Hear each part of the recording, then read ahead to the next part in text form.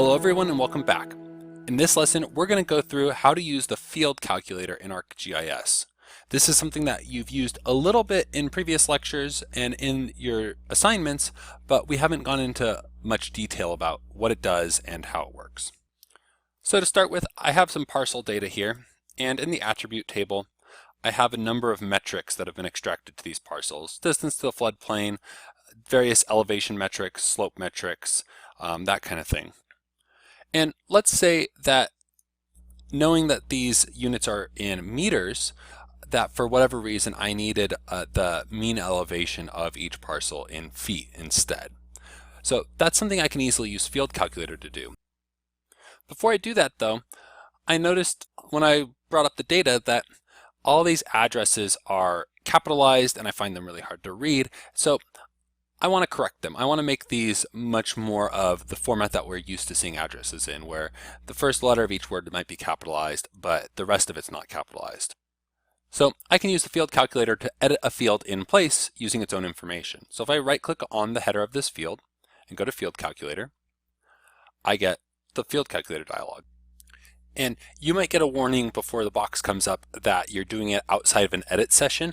That's okay. You can proceed through that if you want. Just know that that means you can't undo what we're going to do right now. So if we make a mistake, there's no undoing it.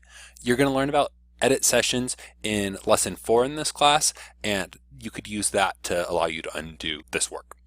And I'm going to switch it to the Python mode because by default it uses an older parser. I'll switch it to Python mode, and I'm going to switch the type on the right to string because we're working with string or text information. Remember that. And in the box here where it says site address equals, I need to put in the new value for each field.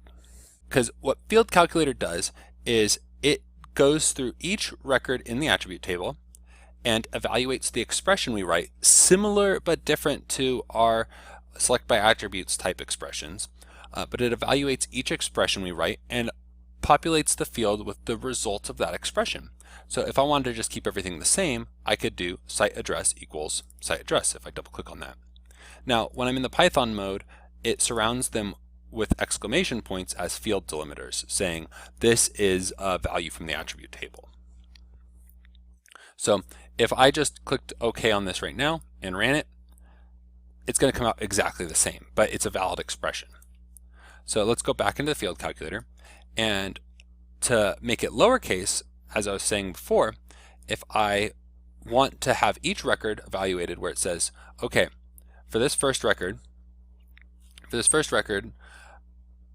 give me the value of the field site address. Okay, so value of the field site address equals this. As of right now, it would just place that value in the box. But if I want to make it title case, I can switch this to string, the type, and then go to the bottom here. And then at the end here, I'll click title.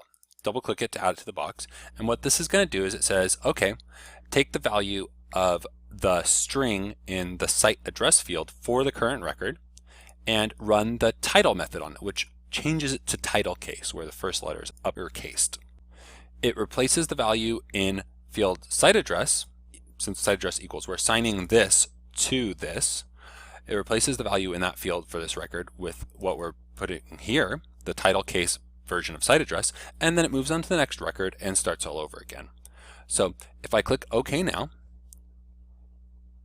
it runs and we can see that I got the title case representation of the address in this field, and that it ran on every record, and that each record is the same as it was before except it's title case now.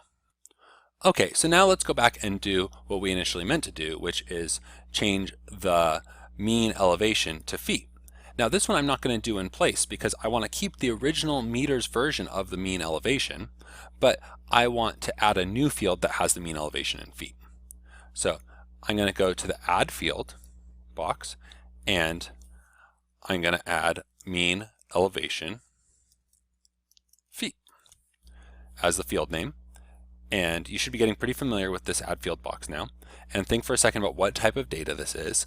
And I can safely do a float because it has a decimal, but I don't need massively huge number storage here. So I'm going to do a floating point number here, and I'll keep the rest of this at its defaults. and then click OK. And what I get is a field at the end of my data table with all null values now.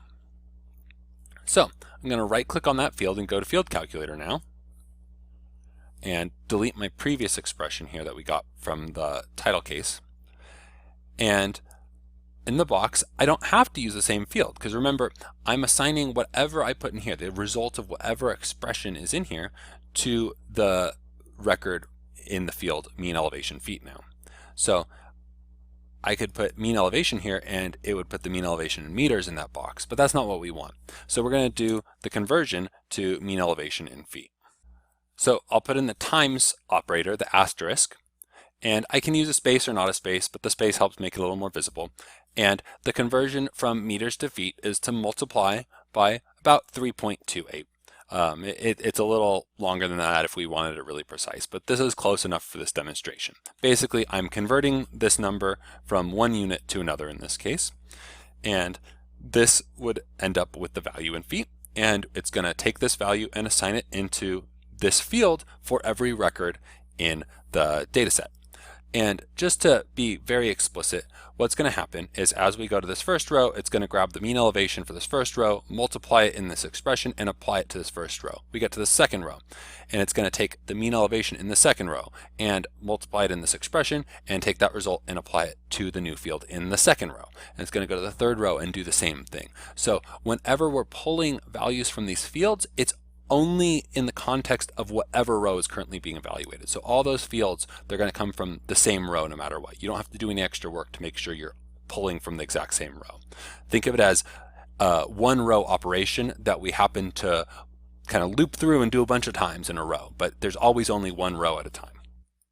And if I run it now by clicking OK, we'll get the result, and we can see that it looks like, yeah, that's correct.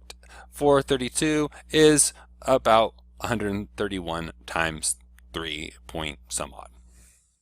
So it passes the sniff test of we got the values we expected. So we've added the field we intended to, and now I want to right click and I just want to show you one more thing. We're not going to go into it in depth, but going back to the field calculator, I want to click show code block.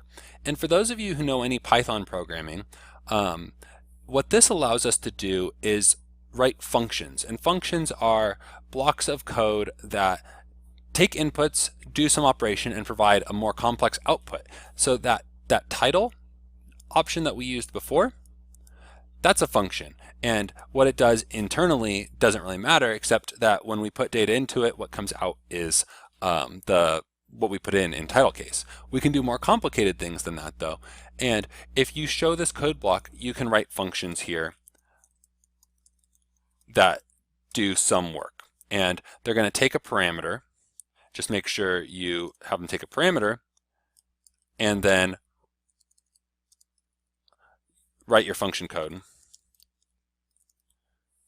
And then down here I'd call my function with maybe some parameter value or something like that. Maybe I want to provide some field in as this value here. This, for those of you who don't know Python, this is not a complete example. This won't work here, but I just want to make the point that you can write much more complicated expressions than just putting stuff in the box down here. As you go on in using GIS, this will become a much more useful tool in your toolbox, because working with Python expands the type of analysis and the type of attributes you can generate with the field calculator. So I'm going to cancel out of this because I don't want to run this because it's broken code. And that's it for this lecture. In this lecture, I showed you how to use the field calculator to modify a field in place and to generate new values from a field based upon existing values in a field. I also showed you that there's potential future learning opportunity for you that we don't have time for in this class to learn Python and expand that capability in the field calculator. Okay, I hope that helps. See you next time.